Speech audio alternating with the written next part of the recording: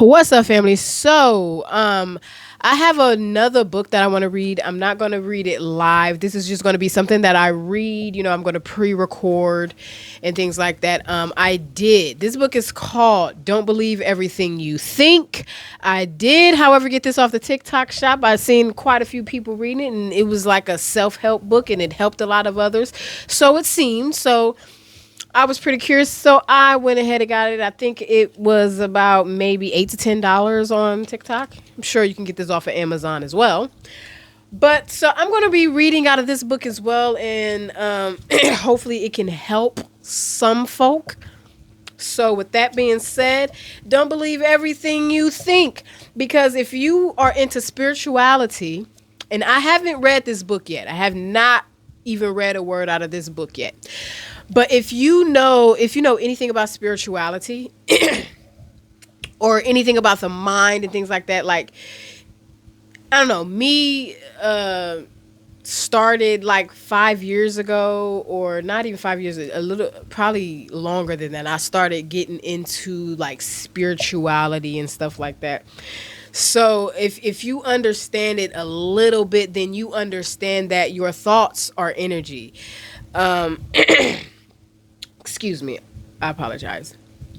But like I'm saying, if you understand anything about spirituality, one of the most basic things about the spiritual realm, or whatever the case may be, your thoughts, some of your thoughts are not your thoughts. Thoughts are like flowing into the air, and they come into your mind. Thoughts are energy.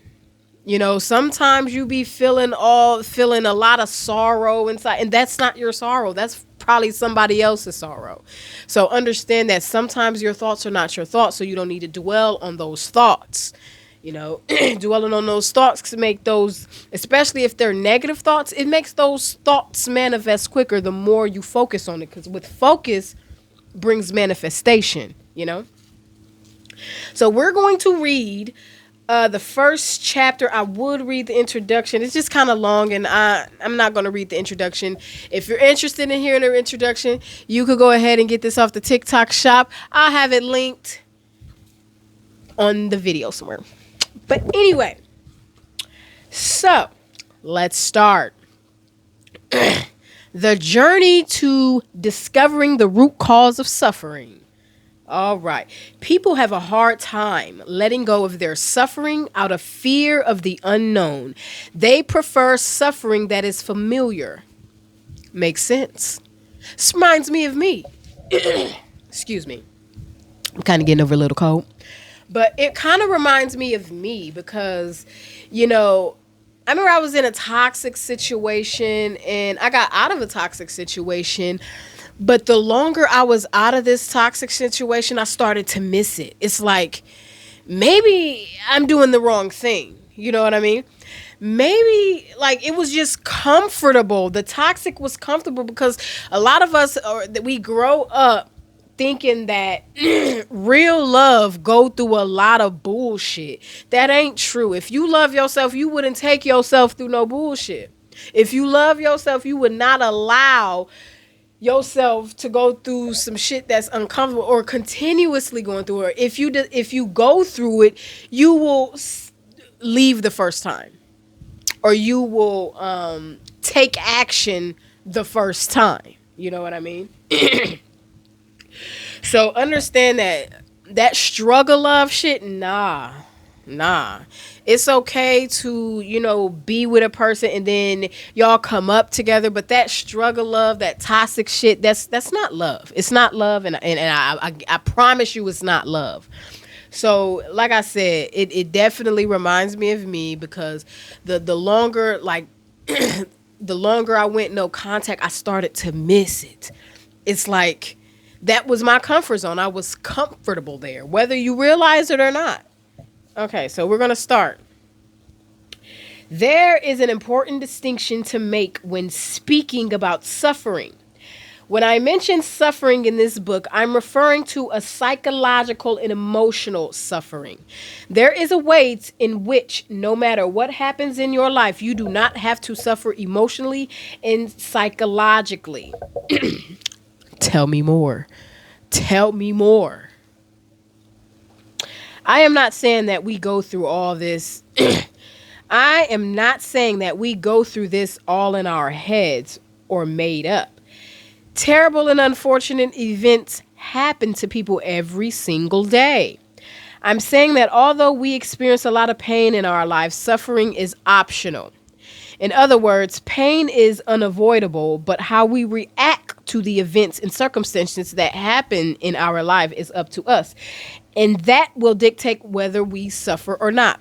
And I've said this a lot before. I've said this a lot. Your power is in your reaction. You have to allow, life is just going to happen to you. You cannot control life happening to you. Things are going to happen, and some going to be negative in your perspective. Some's going to be positive. But it is your reaction that has all the power. Your reaction. So if something, let's say you are running late for work. You're running late for work. And you know you're going to be late, but you're still rushing to work. And these cars that are moving at the speed that they're supposed to be moving at, for some reason, they're just going a little too slow because you're in a rush. You're in a rush, so everything is going slow. You chose to be in that stressful state because knowing that you're still going to be late, why are you still rushing? You're going to be late anyway.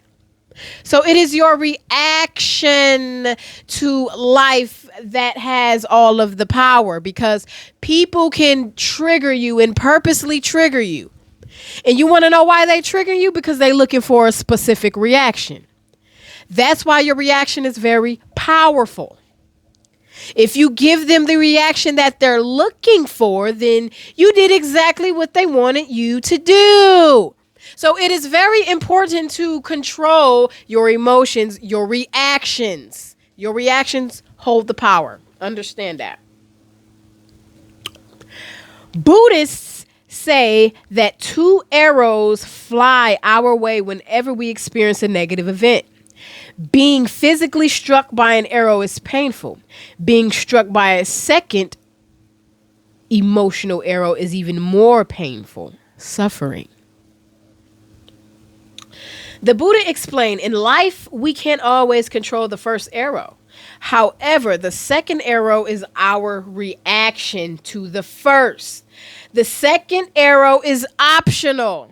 So understand when somebody let's say somebody just say, you're ugly. You know, they say some words that is supposed to make you upset. Their intention is to make you upset. And you get upset, that was their goal. So they're looking for your reaction. They're saying this only to their what's the word I'm looking for? Their prize is your reaction. That's what they're looking for. They're looking for the gold, and the gold is your reaction. So if they call you a name,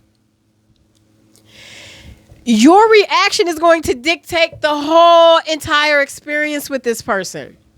So, for example, let's say they call you a name. Mind you, they call you a name because they're looking for a specific reaction. They want you to react a specific way. That's the gold. If you do react, you did exactly what they want you. But let's say you don't react. It's going to confuse them. It's going to make them feel stupid. And they're just going to leave you alone. They're just going to leave you alone. They're probably just going to walk away. You not reacting is going to make things awkward for them. Okay? So that's the power you hold. And then your non-reaction makes them feel the way that they wanted you to feel. So a lot of times people do things because they're projecting. So understand that. When I first heard of this quote from Buddha a few years back, I was confounded because although I understood what he meant, I didn't know how I could apply this in my own life. If anyone were given the clear choice of suffering and not suffering, I don't think anyone in their right mind would choose to suffer. Right.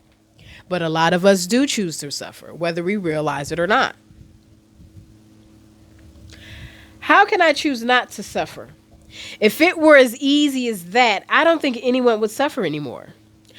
It wasn't until years later that I came across a new understanding of where suffering comes from, that I could stop it at its source. As I began my journey of self improvement, I came across many different teachings, studies, and methods to help people overcome their problems.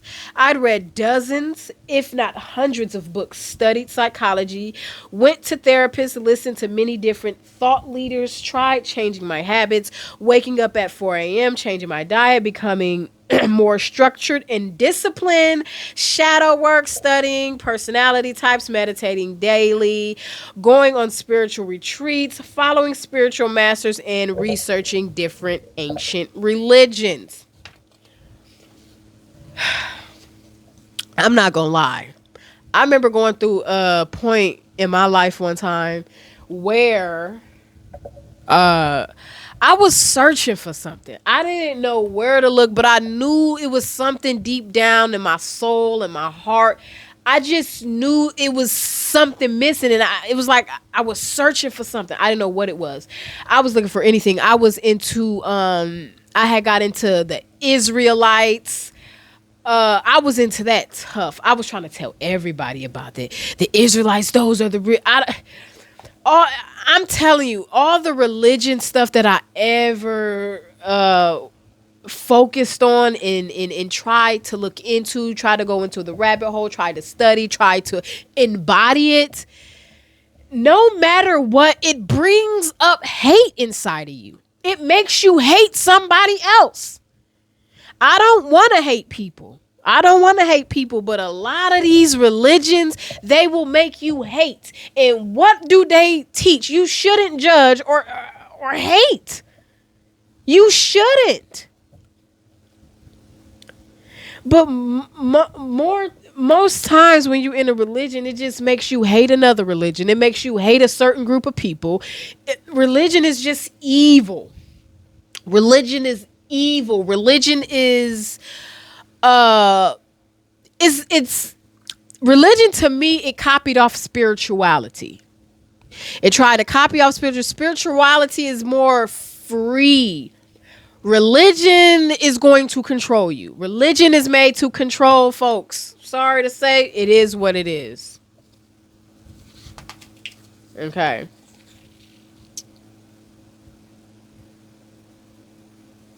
Oh shit.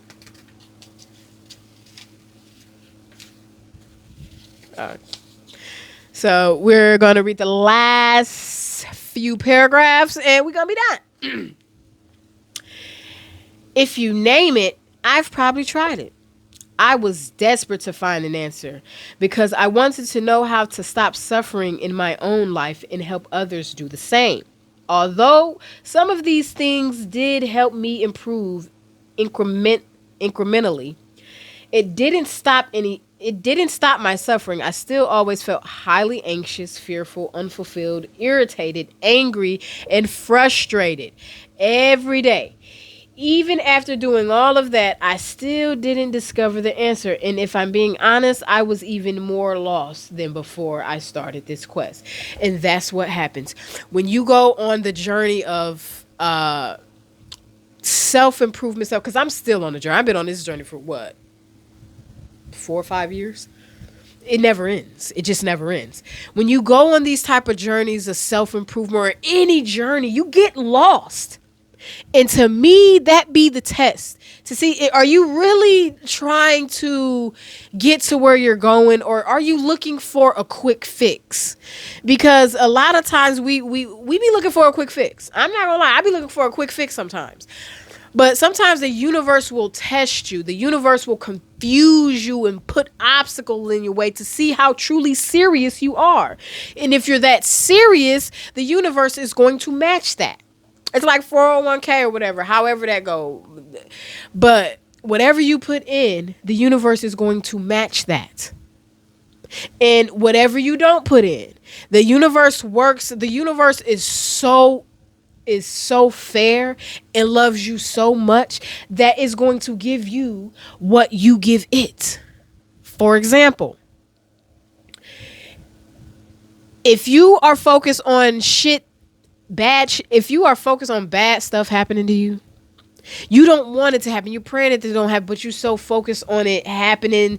You're hoping that it don't happen. The universe is going to be like, oh, you're focused on that. I'm going to send more of that your way. Anything that resonates with that vibration or that frequency you're putting out, I'm going to send it your way because I love you that much. Because what you're giving me, I'm going to give you. That's how the universe works. So that's what a lot of people need to understand. A lot of people don't understand, but it is what it is. So let's finish.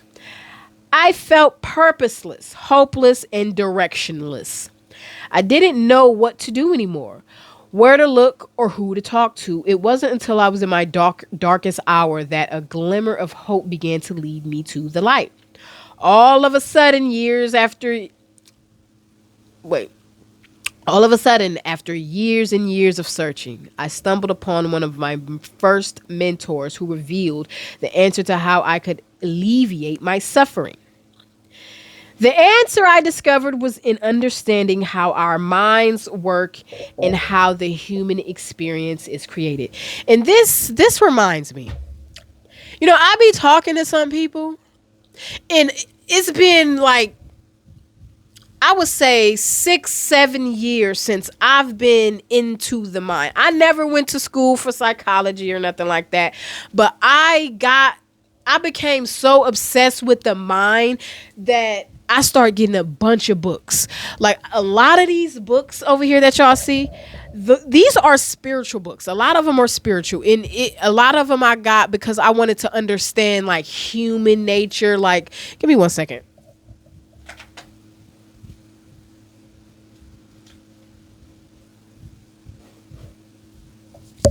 This book here, I didn't.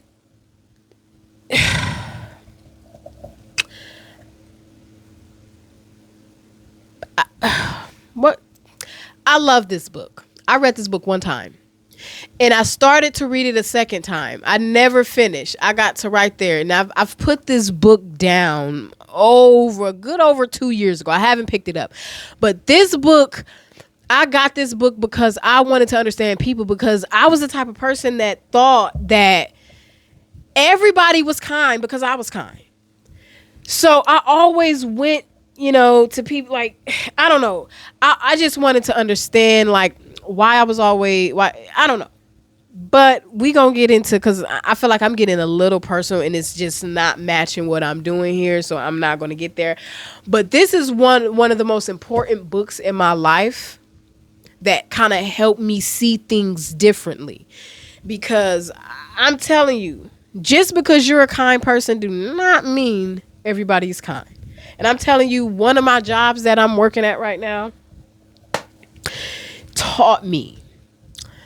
That job taught me a lot. Because when I first went into that job, I went in expecting, rainbows and sunshines. I just thought everybody was kind. Everybody, when you first meet a person, you're just kind. But some people will look at you like, bitch, don't fucking look at me. And I'm like, God damn, these people are evil. And I ain't even gonna say evil. A lot of them just older and they stuck in their ways. But hunty, the green in me was easy to see. But anyway, again, I hope y'all enjoy this book, the first chapter. Like I said, I'm going to be reading this. I'm not sure if there's a specific day I'm going to be reading, but I'm going to be pre-recording this book, pre-recording me reading it, and then I'll post it. So whenever I do, I just do. I do believe that this is going to be a good read. Yeah. But like I was saying earlier, a lot of the books that I've gotten is a lot of spiritual books. It talks about the mind, and I became very, very obsessed with how the mind works to the point because when I was young, I'm not gonna lie, when I was young, I used to leave my body all the time. Uncontrollably. It got to a point where I used to be scared, but then it was at one point where I could control it. I used to float around outside of my house. I used to literally be out of my body. Literally be out of my body. Like, I would tell my mom these things. My mom would look at me like I'm crazy. But I was so serious. Like, all these weird things used to happen to me when I was young.